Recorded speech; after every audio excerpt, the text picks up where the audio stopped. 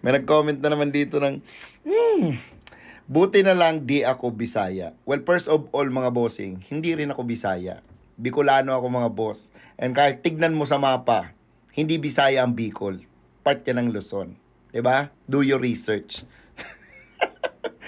So, and ano naman ang problema sa mga Bisaya? Ito yung hindi ko makuha. Ito, real to ka. Ito yung hindi ko makuha sa ibang tao kung bakit pinagtatawanan nila yung mga Bisaya. Ano naman ang problema sa Bisaya? Like, di ba? Anong problema sa Bisaya? Sige nga, bakit? Nakakatawa ba sila? Kasi yung iba sa kanila is hindi fluent mag-Tagalog, ganun ba? Matigas mag-Tagalog, ganun ba? Well, I'ma tell you this.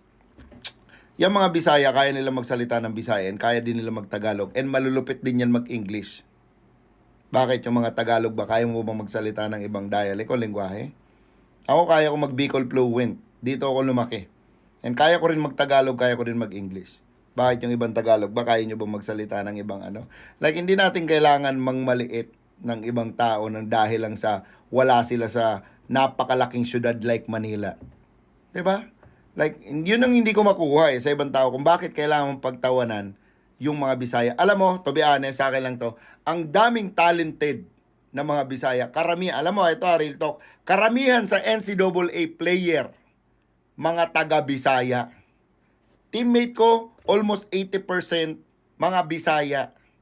Karamihan sa PBA mga kaibigan, mga Bisaya. Anong problema sa Bisaya? Bakit ba pinagtatawanan ng Bisaya? Ano bang meron diyan, 'di ba? So ito mga nagko-comment ng ganito, hindi ko na buti na lang di ako Bisaya. Well, good for you. 'Di ba? Kung ayaw mo maging Bisaya, hindi ko nakuha yung point na bakit mo kailangan. Kasi itong comment na to parang pangmamaliit to eh. Nabuti na lang hindi ako Bisaya ganyan. Ay ano naman kung hindi ka Bisaya? Well, good for you. Kung ayaw mo maging Bisaya, wala naman ako nakikitang problema sa pagiging Bisaya o kahit pa hindi Bisaya, kahit pa pagiging Bicolano, pagiging Kapangpangan o pagiging taga Mindanao or kung saan pa man lupalop.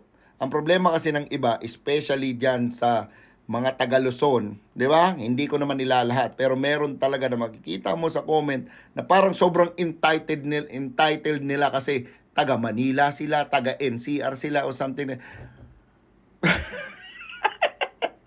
'Di ba? So, yun boss. Next time, ayusin mo yung mindset mo kasi sa simpleng comment mong yan, maraming maapektuhan. Kahit pa sabihin natin pabiro yan o something. Buti na lang hindi ako Bisaya. Ewan ko sa'yo. Peace.